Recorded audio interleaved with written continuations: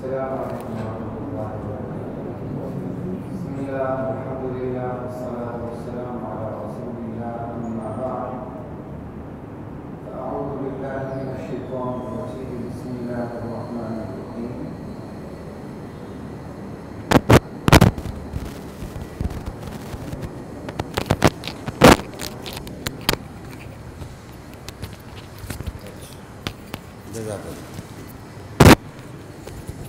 یہ کام مسجد میں ہو رہا ہے؟ نذیر صاحب یہ کام مسجد میں ہو رہا ہے؟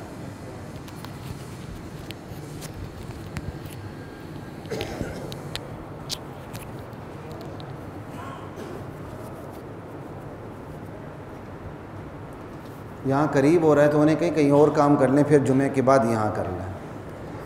ہاں ٹھیک ہے، ٹھیک ہے، آپ ان کو ذرا کہہ دیں۔ حامیم تنزیل الکتاب من اللہ العزیز العلیم غافر الذنب وقابل التوب شدید العقاب ذی الطول لا الہ الا هو الیہ المصیر۔ سورۃ المؤمن ہے اور اس کی ابتدائی آیات ہیں۔ 1 سے 20 تک جانے کی کوشش ہے جہاں تک اللہ کو منظور ہو۔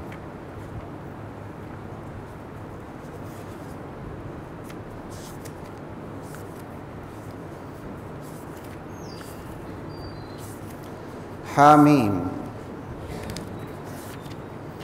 حروف مقطعات میں سے ہے، کئی دفعہ اس پہ بات ہو چکی ہے۔ اللہ کے سوا ان حروف کے معانی کو، ان آیات کے معانی کو کوئی بھی نہیں جانتا۔ اچھا، تنزیل الکتاب من اللہ العزیز العلیم۔ ان آیات، کتاب کی ان آیات کا نزول اللہ کی طرف سے ہو رہا ہے۔ کتنا وجیح اور شاہانہ کلام، ٹھیک ہے۔ یہ ریڈیو پاکستان ہے، اس وقت ٹی وی کی نحوست نہیں آئی تھی، ٹھیک ہے، 14 اگست۔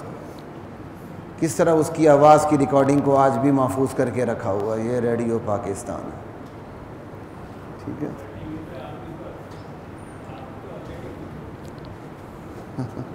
ویسے بھی میں نے ٹی وی کی بات کی نہیں ہے، نحوست کا ہے۔ ہم تو کہتے ہیں رکھے ہی نہ، ہم آنے کے باوجود کہتے ہیں نہ رکھو ٹی وی ہے، جو پھر بھی دیکھتے ہیں تو مجرد دیکھنے کی بجائے ہمیں سننا، ٹھیک ہے۔ چھوٹا سا وکیل میں بھی ہوں، ویسے اوپر سے ملا ہوں، ڈبل کام ہو گیا۔ اچھا، بات یہ ہے ہم تو کیبل پر بھی آنا چاہتے ہیں، ہم ہر ٹی وی، ہر چینل پہ آنا چاہتے ہیں، اس کے باوجود کہتے ہیں نہ آپ کے گھر میں ٹی وی ہو، نہ آپ کے گھر میں کیبل ہو۔ دیکھ لیں کیوں؟ ہمارے کہنے کے باوجود ہمیں پتہ ہے اکثریت کے گھر میں کیبل ہوگی، ٹی وی ہوگا، بلکہ اب تو ماشاءاللہ مولوی حضرات، علماء حضرات کے گھر میں ٹی وی، کیبل سب کچھ ہے۔ ایک عالم دین پچھلے کورونا کے ایام میں فوت ہوئے، ڈیفنس کے نوجوان، ان کے متعلق میں نے سنا کہ ان کے گھر میں کسی نے خواب دیکھا، کہا سب کچھ ٹھیک ہے، بس میرے گھر سے یہ کیبل اتار دو۔ خواب دلیل نہیں ہوتا، لیکن اللہ کی طرف سے ایک خبر ہوتی ہے کہ بندہ اپنے حق میں دیکھ لے کیا ہے۔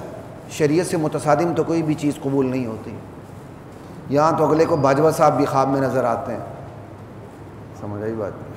ہم بھی باجوہ صاحب کا تب نام لے رہے ہیں جب باجوہ صاحب چلے گئے، ورنہ شاید ہماری بھی ہمت نہ ہوتی نام لینے کی۔ لا الہ الا اللہ۔ تنزیل الکتاب من اللہ العزیز العلیم۔ اللہ نے آگے احکام دینے ہیں نا، اپنا بتانا ہے، تو اللہ پہلے یہ بتا رہے ہیں کہ بھائی یہ نشریات یہ کہاں سے جاری ہیں؟ کہ یہ اللہ کی نشریات ہیں، اللہ کی بارگاہ سے یہ نشریات تم تک پہنچ رہی ہیں۔ یہ دنیا کے بے بس حکمران کی نشریات نہیں ہیں، یہ دنیا کے بے بس حکمران کا آرڈر نہیں ہے، یہ اللہ کی نشریات ہیں، یہ اللہ کی کتاب ہے، یہ اللہ کا حکم ہے۔ تنزیل الکتاب، اس کتاب کا نزول اس اللہ کی طرف سے ہو رہا ہے جس کا ہونا ضروری نہ ہونا ناممکن، تمام خدائی صفات کا مالک اکیلا وہی ہے، یہ اس کی طرف سے نزول ہو رہا۔ بڑے سے بڑے حکمران کو لے لو، پھر بھی وہ اپنی کچن کیبنٹ سے مجبور ہو جاتا ہے، ٹھیک ہے، مجبور ہو جاتا ہے۔ دنیا کے بڑے بڑے چنگیز، فرعون اور قارون آئے، لیکن وہ بھی اپنے گرد و پیش کے حلقے سے مجبور ہو جاتے تھے۔ ملکہ سبا، دنیا کی نامور حکمران جس کا ذکر قرآن کرتا ہے، اس نے بھی جب سلیمان علیہ السلام کا پیغام ملا، خط ملا، تو اس نے اپنی کچن کیبنٹ سے، دربار سے مشورہ کیا، اور اس نے کیا کہا پتہ؟ اس کے الفاظ دیکھیں، کہ ما کنت قاطعۃ امرا حتی تشہدون، جب تک تم موجود نہ ہو میں کوئی فیصلہ کن قدم نہیں اٹھاتی، فیصلہ کر کے۔ اس کا یہ اس کی خصوصیت ہے کہ باوجود سب کچھ اس کے ہاتھ میں ہونے کے، کیونکہ آگے جواب بھی یہی بتا رہا ہے، انہوں نے کہا نحن اولو قوہ و اولو بأس شدید والامر الیک، ہم بڑے زور آور ہیں، معاملہ آپ کے سپرد ہے، جو آپ کا آرڈر ہم تیار ہیں۔ اللہ ایسا حکمران نہیں ہے، اللہ کے سامنے کسی کا زور چلتا ہی نہیں سرے سے۔ اس نے سفارش کا حق دیا ہے تو خود سے دیا ہے، اس کی قیدیں لگا دی ہیں، بولے گا وہی جسے میں اجازت دوں گا، وہی بولے گا جو میں چاہوں گا۔ تو بھائی پھر فائدہ کا یہاں فائدہ سفارش کرنے والے کو پہلے، جس کی جا رہی بعد میں۔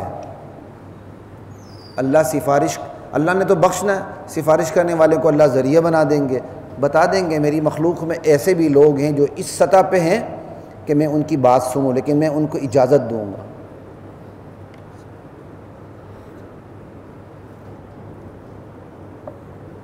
تنزیل، پھر بات کہیں اور چلی جائے گی، میں چاہ رہا ہوں کچھ آیات پہ گفتگو کر سکوں۔ قرآن کا اپنا مزہ جو کسی کتاب میں نہیں ہے۔ آج لوگ پاکستان کو چھوڑ کے، یا ان کو چھوڑا دیا گیا، باہر بیٹھ کے قرآن پر اعتراض کر رہے ہیں کہ یہ قرآن محفوظ نہیں ہے، اور اس میں سرفہرست وہ طبقہ ہے جو صحابہ کا دشمن ہے، کہ ان کے نزدیک قرآن تحریف شدہ ہے، قرآن میں تبدیلی ہوئی ہے۔ تو جب وہ قرآن پہ ڈائریکٹلی سنگباری کرنا چاہتا ہے تو پہلے اس ملک سے ہجرت کرتا ہے، پھر کسی ایسے ملک میں بیٹھتا ہے جہاں اظہار آزادی رائے کے نام پر ساری غلاظت منہ سے اگلنے کے مواقع میسر ہوتے ہیں، پھر وہ بکواس کرتا ہے۔ اور آج یہ بکواس آج بھی جاری ہے۔ امریکہ میں بیٹھ کے لوگ بکواس کر رہے ہیں قرآن کے اوپر، یعنی اتنی بھی سمجھ تو ہے، یعنی اتنا بھی اتنے ڈیٹھ لوگ ہیں یہ، بھائی قرآن غلط ہے نا، لاؤ قرآن کے مقابلے میں قرآن لے آؤ، قرآن کا تو پہلے دن سے چیلنج ہے، بس لے آؤ۔ کتنا صاف ستھرا چیلنج ہے، ایک جاہل بھی سمجھ لیتا ہے اس کو۔ تنزیل الکتاب من اللہ، اس کتاب کا نزول کسی بے بس حکمران کی طرف سے نہیں ہے، اللہ کی طرف سے۔ العزیز، وہ اللہ کون ہے؟ العزیز، جو سب پہ غالب ہے، جس سے لڑ کے کوئی جیت نہیں سکتا، جس کے احکامات کی خلاف ورزی کر کے کوئی اپنے آپ کو انجام بد سے بچا نہیں سکتا، جس کے مقابلے میں اپنا نظام ایجاد کر کے جہنم کی آگ سے کوئی بچ نہیں سکتا۔ العزیز، العلیم، صاحب علم بھی ہے، کوئی چیز ایسی نہیں جو اس کے علم میں نہ ہو۔ غافر الذنب، گناہ کو بخش دیتا ہے، اس کی صفت ہے گناہ کو بخشنے والا ہے۔ وقابل التوب، توبہ قبول کرنے والا۔ یہ دونوں چیزیں الگ ہیں، کیونکہ اللہ بغیر توبے کی بھی گناہوں کو بخش دیتے ہیں۔ گناہ صغائر بغیر توبے کی بھی معاف ہو جاتے ہیں، بیماری آئے تو گناہ معاف ہو جاتے ہیں، آفتیں آئیں تو گناہ معاف ہو جاتے ہیں، بندہ نیکیاں کرے تو نیکیوں کی وجہ سے گناہ معاف ہو جاتے ہیں، توبہ نہیں کی ہوتی اللہ اپنی رحمت سے معاف کر دیتے ہیں۔ کہ غافر الذنب وقابل التوب، توبہ قبول کرنے والا، جو توبہ کرے اللہ انتقام کی آس میں نہیں ہوتا ہے، نہ موت کا فرشتہ دیکھنے سے ایک لمحہ پہلے توبہ کر لے، اللہ اس کی توبہ کو قبول کر کے اس کے تمام گناہوں کو سوخت کر کے رکھتے ہیں، جلا کے خاک کر دیتے ہیں۔ وقابل التوب شدید العقاب، سزا دینے میں بھی بڑا سخت ہے۔ یہ نہیں کہ صرف تم کو اللہ بڑا رحیم ہے، نہیں، جو اللہ رحیم ہے وہ شدید العقاب بھی ہے۔ اس کی رحمت کے پہلو میں اس طرح نہ آؤ کہ اس کی عقاب کے پہلو کو تم نظر انداز کر دو۔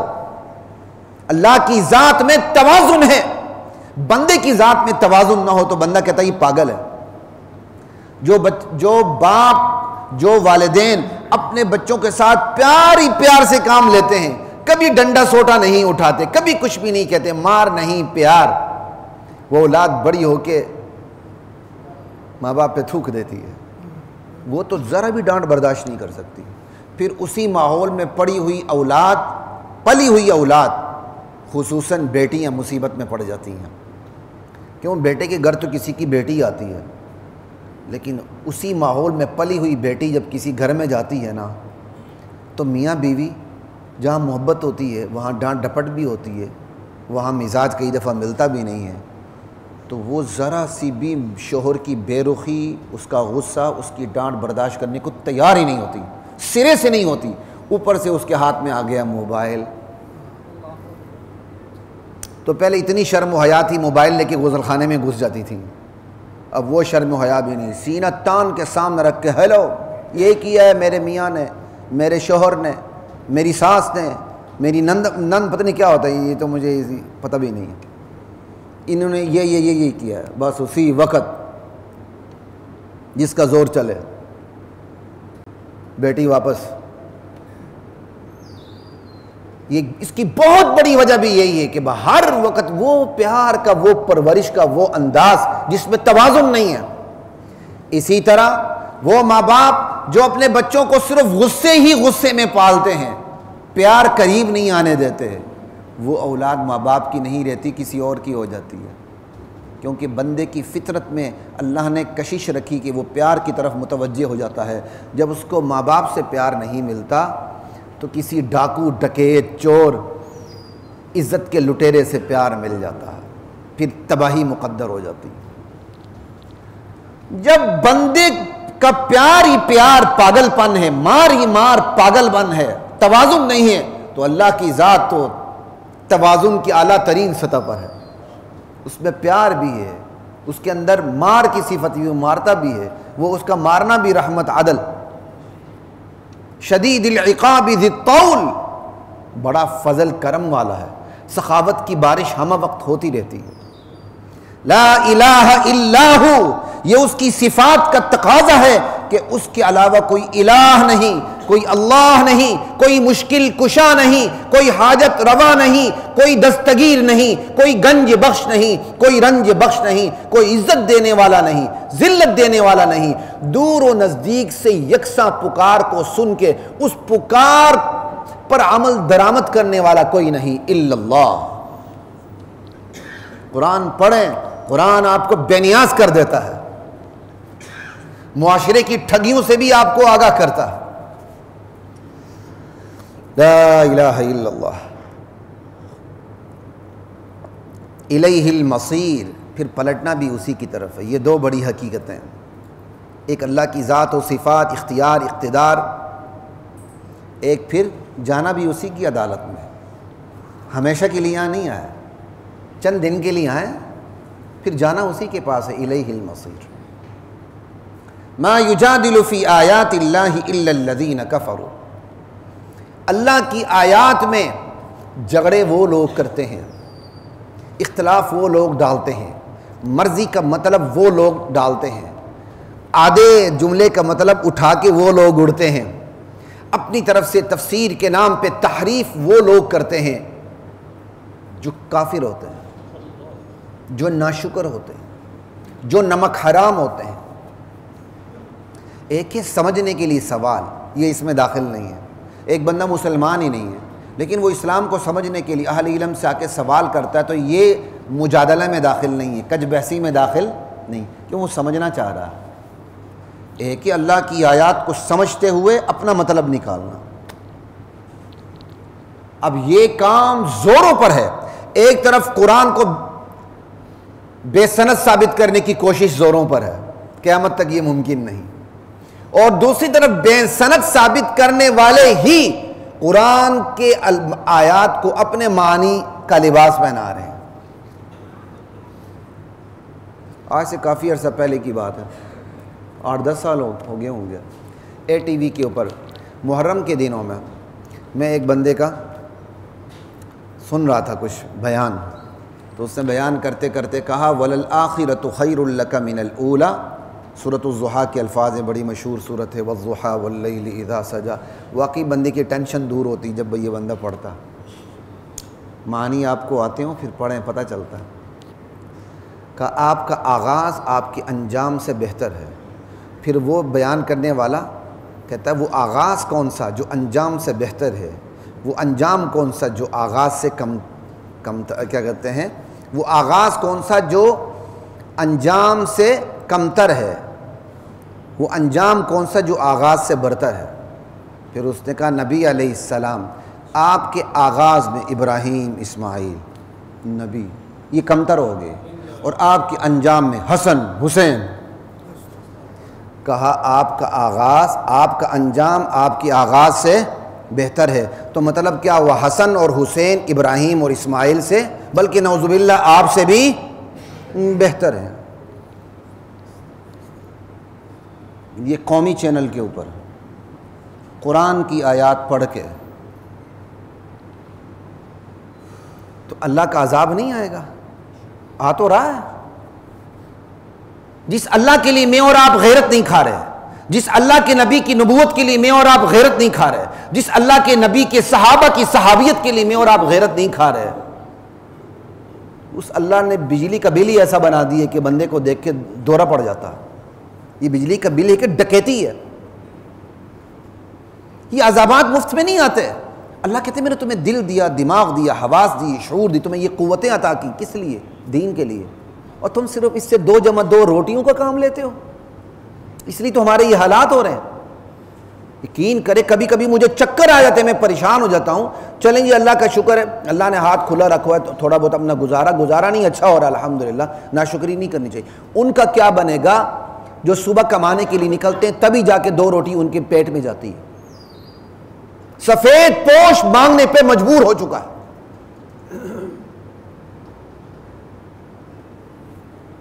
یہ خدا کے عذاب کی مختلف شکلیں ہیں. وہ اللہ کی مرضی عذاب کس پہ پہلے لاتا ہے، کس پہ بعد میں لاتا ہے، اور اس کی شکلیں کیا ہیں، ایک الگ بحث ہے. کہ اللہ کی آیات میں جھگڑے وہی کرتے ہیں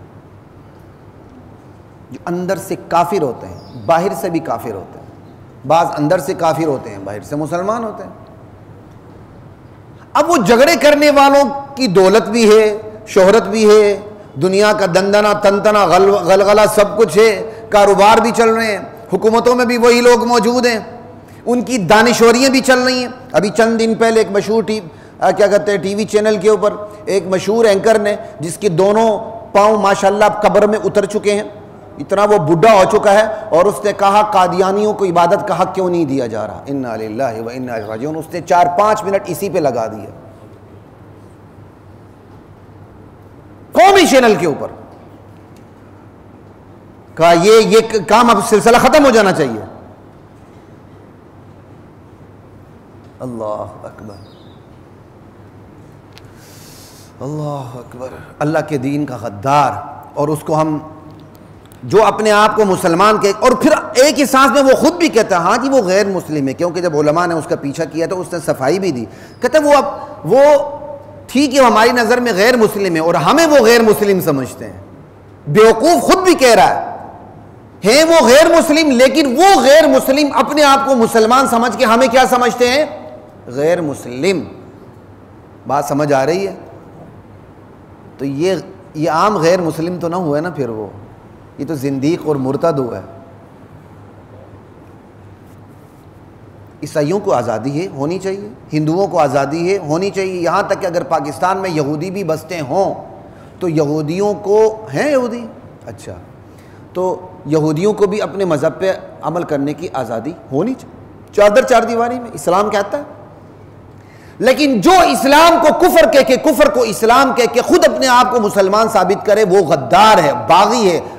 باغی کو کسی چیز کی اجازت، ریاست کے باغی پھے لگ جاتا بھائی، اس کو اجازت نہیں ہوتی، ورنہ تمام کلبشونوں کو اجازت دے دو یہاں۔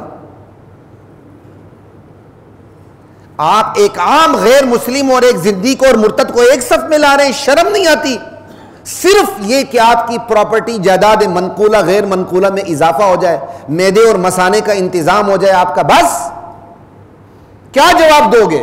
چلو ایک نوجوان نے بات کر دی تو ہم کہہ سکتے ہیں کہ اس کی حماقت ہے، وہ یہ سمجھتا ہے کہ ابھی میری 25-30 سال عمر ہے تو میری ابھی 30-40 سال ابھی پڑی ہوئی ہے دانشوری کی۔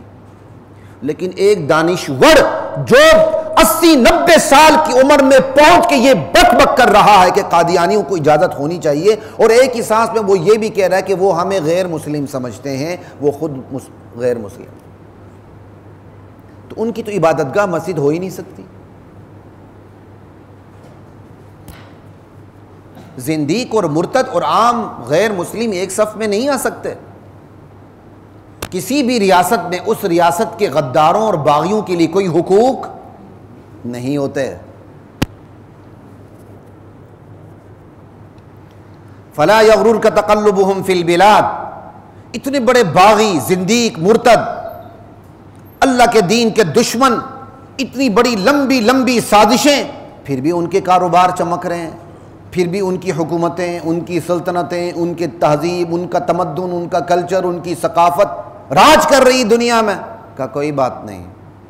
ان کا یہ شہروں کے اندر چلنا پھرنا اڑنا، یہ تمہیں دھوکے میں نہ ڈالے، یہ تو مہلت عمل سے گزر رہے ہیں، کیونکہ کوئی بھی بندہ کام کرتا ہے اللہ فوراً اس کی گچی نہیں پکڑتا، اسے مہلت دینے کے بعد اب اللہ کے علم میں جو اس کی مہلت اختتام پہ ہوتی تب اللہ اس کو پکڑتے ہیں۔ کہا اتنی بڑی سازش کے باوجود اور اتنی بڑی ہمت کے باوجود اگر وہ زندہ ہیں اور راج کر رہے ہیں تو یہ مہلت کام کر رہی ہے، تو ان کا یہ راج کرنا، دنیا کے شہروں میں اڑنا چلت پھرت، یہ تمہیں دھوکے میں نہ ڈالے۔ فلا یغررک تقلبهم فی البلاد، جب پکڑے جائیں گے تو کوئی مہلت نہیں ملے گی، پھر کوئی نیب نہیں آئے گا چھڑانے کے لیے، پھر کوئی ایسی بارگیننگ نہیں ہوگی کہ 1 خرب کا ڈاکہ مارا تھا 10 ارب دے دو، باقی سارے کی ساری وائٹ منی حلال، صفاً صفا۔ انا للہ و انا الیہ راجعون۔ کذبت قبلہم قوم نوح والاحزاب من بعدہم، ان سے پہلے بھی یہ قریش مکہ ہیں، کفار مکہ ہیں، عرب کے کفار ہیں، ان سے پہلے بھی قوم نوح آئی، اس نے خدائی تعلیمات کو، نبوی تعلیمات کی تکذیب کر ڈالی۔ والاحزاب من بعدہم، نوح علیہ السلام کے بعد بھی بہت سی امتیں آئیں، قوم عاد، قوم سمود، قوم لوط، بڑی بڑی امتیں آئیں۔ وہمت کل امت برسولہم، ہر امت اپنے رسول پر جھپٹی، لیأخذوہ، دبوچنے کے لیے، ہر امت نے اپنے رسول کو دبوچنا چاہا۔ یہ کوئی آج کی کہانی نہیں ہے، یہ ہر دور میں حق کے ساتھ اور اہل حق کے ساتھ یہی ہوا ہے۔ وجادلوا بالباطل، باطل کے ساتھ مقابلہ کیا، جھگڑا کیا، اس باطل کے اندر باطل ہتھیار بھی آ گئے، اس باطل کے اندر باطل دلیلیں بھی آ گئیں، اس باطل کے اندر باطل کے تمام وسائل آ گئے، حق کے خلاف جو کچھ وسائل ہیں انہوں نے استعمال کر ڈالے۔ وجادلوا بالباطل لیدحضوا بہ الحق، تاکہ ان وسائل کے ذریعے حق کو نیچا دکھا دیں، حق کے قدم لڑکھڑا جائیں، وہ گر پڑے، حق مغلوب ہو جائے۔ فاخذتهم، ہم نے تو ڈیل دی ہوئی تھی، پھر ہم نے ان کو پکڑ لیا۔ اللہ کہتا ہے میں نے پکڑا ان کو، فاخذتهم فکیف کان عقاب، دیکھو پھر میری سزا کتنی سخت تھی۔ کسی پر پتھروں کی بارش کر دی، کسی کو سمندر میں غرق کر دیا، کسی پر کیا کہتے ہیں طوفان چلا دیا۔ سخرها علیہم 7 لیال و 8 ایام، 7 راتیں 8 دن مسلسل۔ اللہ کے عذاب کے مختلف طریقے ہیں، کسی کو چیخ سے دھماکے سے اڑا دیا، وَكَذَلِكَ حَقَّتْ كَلِمَةُ رَبِّكَ عَلَى الَّذِينَ كَفَرُوا أَنَّهُمْ أَصْحَابُ النَّارِ. یہ صرف دنیا کی سزا نہیں، دنیا کی طرح آخرت میں بھی ان کے لیے عذاب جہنم تیار ہے. یہ نہیں کہ یہاں مر گئے قصہ پاک ہو گیا، نہیں، آخرت میں. اب جو اللہ کے دین کے داعی اللہ کے دین کو لے کر اٹھتے ہیں تو لوگ ان کو حقیر سمجھ لیتے ہیں، اپنی راہ میں رکاوٹ سمجھ لیتے ہیں، انہیں سائڈ پہ کرنے کی کوشش کرتے ہیں، ان کے ساتھ تمسخر کا، استہزاء کا معاملہ کرتے ہیں. کہا کوئی بات نہیں، یہ تو فرش میں ان کے ساتھ یہ ہو رہا ہے، وہ بھی اللہ کی وجہ سے. ذرا عرش پہ دیکھو کیا ہو رہا ہے. الذین یحملون العرش، وہ فرشتے جنہوں نے عرش کو تھاما ہوا ہے. ومن حولہ، وہ فرشتے جو عرش کے گرد و پیش میں ہیں، بالکل ارد گرد ہیں. ایک وہ فرشتے جو عرش کو تھام کے رکھا ہوا انہوں نے، اور ایک وہ فرشتے جو ارد گرد ہیں. یسبحون بحمد ربہم، یہ تمام فرشتے اللہ کی تسبیح بیان کرتے ہیں کہ اللہ اپنی ذات میں، صفات میں، اعمال میں ہر شرکت سے، ہر عیب سے، ہر نقص سے پاک ہے. اور اللہ کی پھر تعریف بھی کرتے ہیں، وہی اللہ دلوں کے بھید کو جاننے والا، آنکھ کی خیانت کو جاننے والا، کر گزرنے والا، اور کوئی طاقت نہیں جو اس سے پوچھے. وَيَسْتَغْفِرُونَ لِلَّذِينَ آمَنُوا، یہ عرش کو اٹھانے والے اور اس کے گرد و پیش پہ جو فرشتے موجود ہیں، یہ دنیا کے جو ایمان والے ہیں ان کے لیے بخشش کی دعا کرتے ہیں اللہ تعالیٰ سے، ان سے بخشش طلب کرتے ہیں، ان کے لیے بخشش طلب کرتے ہیں اللہ سے. فرش پہ تو ان کا یہ مقام ہے کہ یہاں یہ رگیدے جا رہے ہیں دین کی بنیاد پہ، اور عرش میں یہ مقام ہے کہ عرش کو اٹھانے والے فرشتے ان کے حق میں دعائیں مغفرت کرتے ہیں. اس لیے آج اہل حق پر حق کی وجہ سے ظلم کر کے بندہ یہ نہ سمجھے میں بچ جاؤں گا، یہ ایسا ہو نہیں سکتا. اور وہ دعا بھی کیا کرتے ہیں ذرا سنیں. یہ دعا میں بھی کوشش کرتا ہوں کہ اپنی دعاؤں کا حصہ بنا لوں، آپ بھی بنا لیں. یاد کرنی ہو تو سورہ مومن کے پہلے رکوع کی آخری آیات ہیں. ربنا وسعت کل شیء رحمہ وعلما، یا اللہ تو نے اپنے علم اور رحمت کی بنیاد پر ہر چیز کو گھیر رکھا ہے، کوئی چیز تیرے علم سے باہر نہیں، کوئی مخلوق تیری رحمت کی چادر سے باہر نہیں. فاغفر للذین تابوا، یا اللہ تیری اس صفت کا واسطہ ہے کہ جو تیری بارگاہ میں پلٹ کے آ رہا ہے اس کو تو بخش دے. واتبعوا سبیلک، جو تیری پیروی کرتا ہے یا اللہ تو اس کو بخش دے. وقہم عذاب الجحیم، یا اللہ ان لوگوں کو جہنم کے عذاب سے بچا لے. یہ فرشتے دعا کر رہے ہیں، ابھی دعا ختم نہیں ہوئی. ربنا وادخلہم جنات عدن، یا اللہ ان لوگوں کو ابدی جنتوں میں داخل فرما. التی وعدتہم، وہ جنتیں جن کا تو نے ان سے وعدہ کر رکھا ہے. صرف انہی کو داخل نہیں، ومن دخل وادخلہم ربنا وادخلہم جنات عدن التی وعدتہم ومن صلح من آبائہم وازواجہم وذریاتہم، یا اللہ ان کی آباء و اجداد میں سے جو مسلمان ہیں، ان کی بیویوں میں سے جو مسلمان ہیں، ان کے بچوں میں سے جو مومن مسلمان ہیں، یا اللہ ان کے ساتھ ان کو بھی جنت میں داخل فرما. انک انت العزیز الحکیم، یا اللہ تو ہی تو عزیز ہے، تو فیصلہ کر لے کون سامنے آ سکتا ہے. حکیم، اگر تیرے فیصلے میں دیر ہو جائے تو وہ دیر بھی تیری حکمت کی بنیاد پر ہے.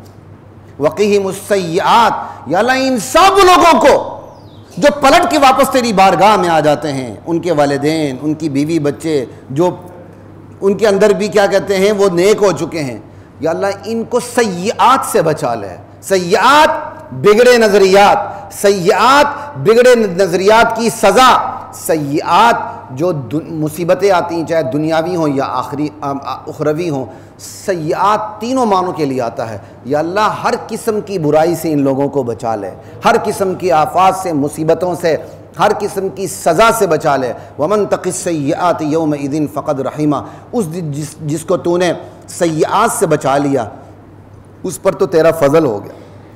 اللہ اکبر. ومن تق السیئات یومئذ فقد رحمتہ، اس دن جسے تو نے ان برائیوں سے بچا لیا اس پر تو نے رحمت کر دی. وذالک هو الفوز العظیم، یہی سب سے بڑی کامیابی ہے.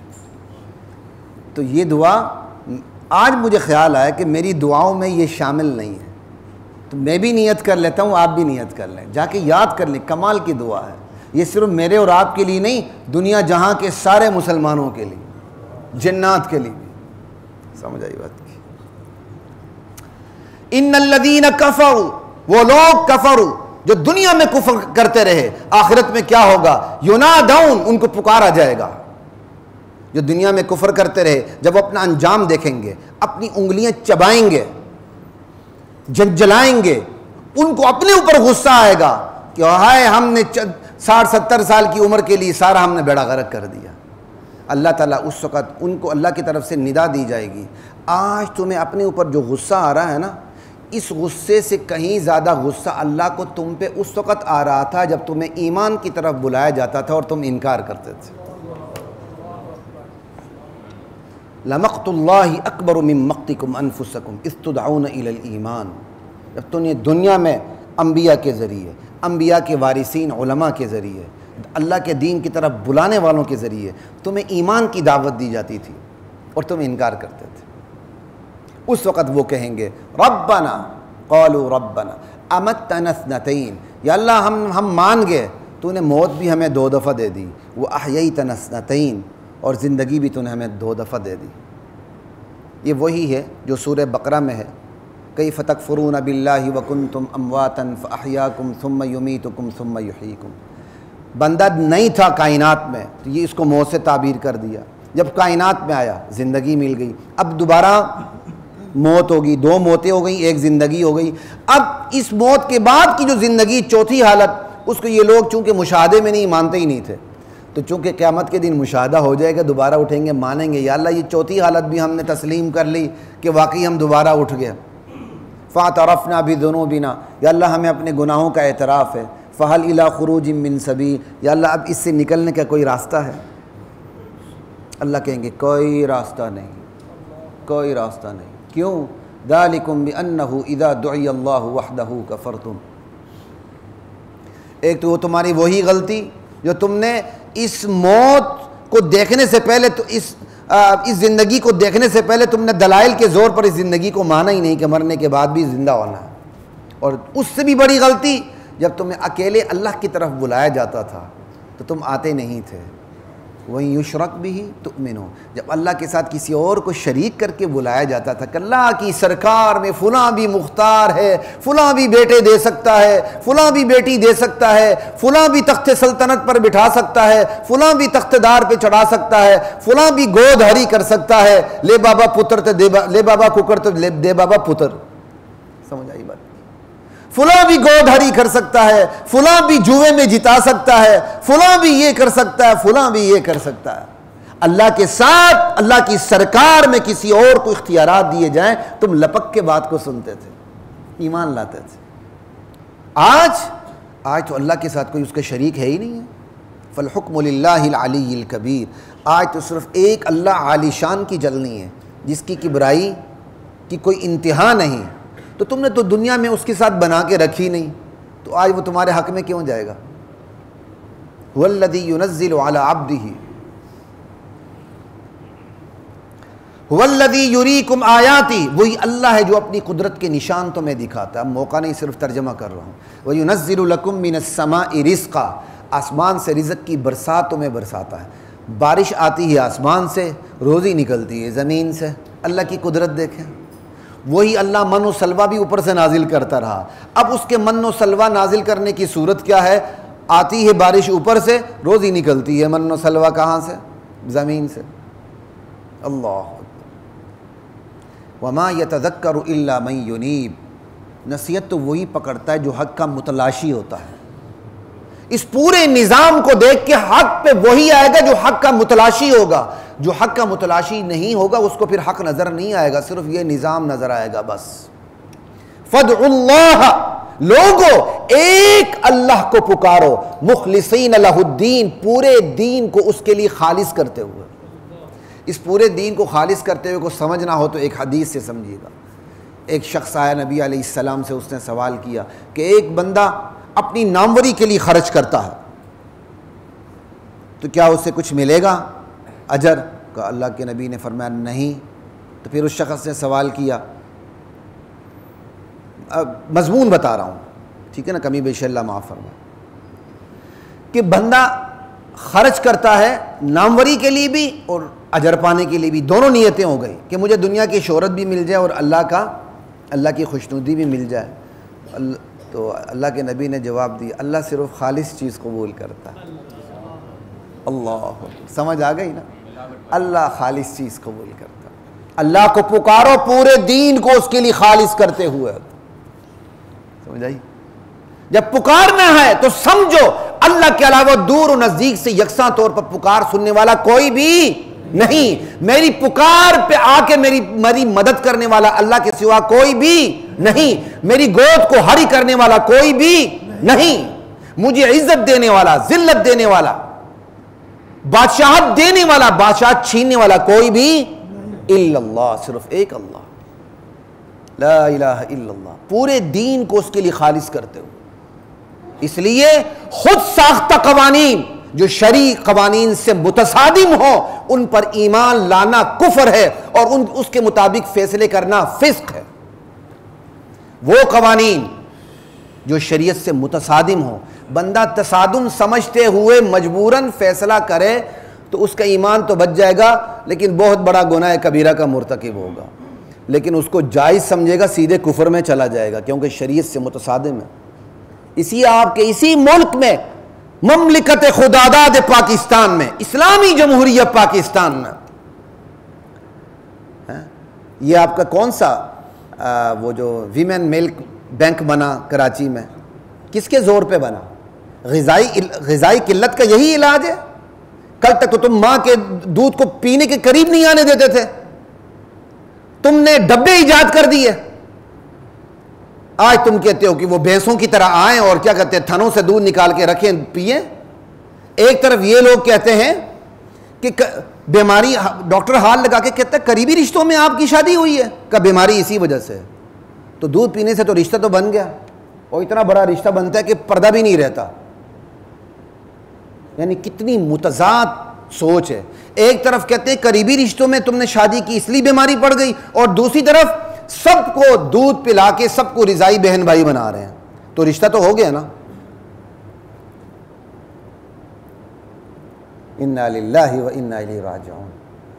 ابھی شکر کریں یہ وہ مملکت ہے جس میں فتوے کام کر جاتے ہیں، جب علماء کی طرف سے فتوے آئے تو پیچھے ہٹ گئے، لیکن جو لوگ یہ منصوبہ لے کر آئیں وہ پیچھے نہیں ہٹ رہے، وہ اپنی عقلی دلائل دے رہے ہیں، وہ پیچھے پڑے ہوئے ہیں، اور ہماری ریاست کا کوئی پتہ نہیں، کیونکہ جو ریاست مالیاتی طور پر غلام ہوتی ہے اس کی اپنے اوپر بھی کوئی مرضی نہیں چلتی، اس کی مرضی تو صرف اپنی عوام پہ چلتی ہے، جتنے مرضی بجلی کے بل گھسیڑ دیں اس کے اوپر، کیا کرے گی وہ؟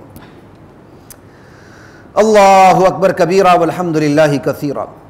رفیع الدرجات ذو العرش، عالی شان درجوں والا اللہ، عرش کا مالک، یلقی الروح من امرہ علی من یشاء من عبادہ، وہ اپنے بندوں میں سے جسے چاہتا ہے نبوت اور رسالت کے لیے منتخب کر لیتا ہے، پھر اس پر وحی کی برسات برسا دیتا ہے تاکہ وہ نبی، وہ رسول آنے والے دن سے، ملاقات کے دن سے لوگوں کو ڈرائے، اس دن سے ڈرائے جب لوگ قبروں سے نکلیں گے، بے پردہ ہوں گے، لا یخفی علی اللہ منہم شیء، اللہ پہ کوئی چیز ان کی مخفی نہیں ہوگی، قیامت کا دن ہوگا، اللہ کی عدالت لگی ہوگی، اللہ سب سے بڑا قاضی، خود گواہ، اس کے باوجود بھی اللہ گواہ لائیں گے، ایسے میں اللہ کہیں گے لمن الملک اليوم، لوگوں بتاؤ آج بادشاہت کس کی ہے؟ دنیا میں میں نے تمہیں کچھ تھوڑے سی اختیارات دیے، تم آپے سے باہر ہوگے، جامے سے باہر آگے، بتاؤ آج بادشاہت کس کی ہے؟ انا الملک، حدیث میں ہے میں بادشاہ ہوں، این ملوک الارض، زمین کے بادشاہ کہاں ہیں؟ میرے سامنے تو آئیں۔ سامانی خاندان کے حکمران 4 صدی ہجری کا واقعہ ہے، نصر اس کا نام ہے، غالباً نصر بن احمد یا نصر احمد، نیشاپور میں داخل ہوا، اس نے کہا ایک دربار منعقد کیا، اس نے کہا کہ محفل کا آغاز تلاوت سے کیا جائے، وہ صرف اسلامک ٹچ نہیں تھا، آج کل تو صرف اسلامک ٹچ ہے نا، وہ اسلامک ٹچ اس لیے نہیں تھا کہ آگے سنے ہوا کیا، تلاوت کرنے والے قاری نے یہی آیات پڑھی لمن الملک اليوم، اس پر لرزہ طاری ہو گیا اس بادشاہ پہ، تخت سے اتر پڑا، تاج اٹھا کے زمین پہ رکھ کے سجدے میں گر گیا، یا اللہ حکومت تیری ہے میری نہیں ہے، للہ الواحد القہار۔ ساری کائنات اس وقت دم بخود ہوگی، جواب دینے کی پوزیشن میں نہیں ہوگی، منہ نہیں کھلے گا، اللہ خود جواب دیں گے، للہ الواحد القہار۔ آج اللہ واحد و قہار کی حکومت ہے، بس میری حکومت ہے۔ آج کسی پر کوئی ظلم نہیں ہوگا، ہر نفس کو اس کی کمائی کا بدلہ ملے گا۔ اتنی بڑی مخلوق کا حساب، اللہ حساب ہی جلدی لینے والا، ان اللہ سریع الحساب۔ میرے بندو اس دن سے بچو جو قریب آ لگا ہے، جب دل حلق کو پہنچ جائیں گے، اتنا مصیبت کا دن ہوگا، دل اپنی جگہ نہیں رہیں گے، دل حلق کو آ جائیں گے، کلیجے منہ کو آ جائیں گے، کاظمین غم کے گھونٹ پیے سب چپ چاپ کھڑے ہوں گے، ما للظالمین من حمیم ولا شفیع یطاع۔ کوئی جگری دوست وہاں نہیں ملے گا، کوئی سفارشی نہیں ملے گا کہ جس کی سنی جائے۔ یعلم خائنۃ الاعین وما تخفی الصدور، وہ اللہ تو آنکھ کی خیانتوں کو بھی جانتا ہے کہ کون کس کو کس نظر سے دیکھ رہا ہے۔ وما تخفی الصدور، دل میں جو راز چھپے ہوتے ہیں اللہ تو ان کو بھی جانتا ہے۔ واللہ یقضی بالحق، اس وقت اللہ پھر مبنی برحق فیصلہ فرمائیں گے۔ اللہ کا فیصلہ دباؤ سے آزاد ہوتا ہے۔ اللہ دنیا کے قاضیوں کے بارے میں یہی چاہتے ہیں کہ ان کے اندر میری صفت کا پرتو پڑے، ان کا ہر فیصلہ دباؤ سے آزاد ہو۔ اللہ کرے ہماری دھرتی پہ وہ دن آ جائے جب ہر قاضی کا فیصلہ دباؤ سے آزاد ہو۔ آمین کہیں یار، آپ کیوں خاموش ہیں؟ واللہ یقضی بالحق، اللہ اپنی صفت کا پرتو دنیا کے قاضیوں پر بھی دیکھنا چاہتا ہے۔ والذین یدعون من دونہ لا یقضون بشیء، جو اللہ کے علاوہ جن کو پکارتے ہیں انہیں رتی برابر فیصلے کا حق حاصل نہیں ہوگا۔ کیوں؟ انہیں کیا پتہ کیا ہوا کیا نہیں ہوا۔ ان اللہ هو السمیع البصیر، پتہ تو اللہ کو ہے، سنتا بھی ہے دیکھتا۔ وآخر دعوانا ان الحمد للہ رب العالمین۔ وَلَقَدْ أَنزَلْنَا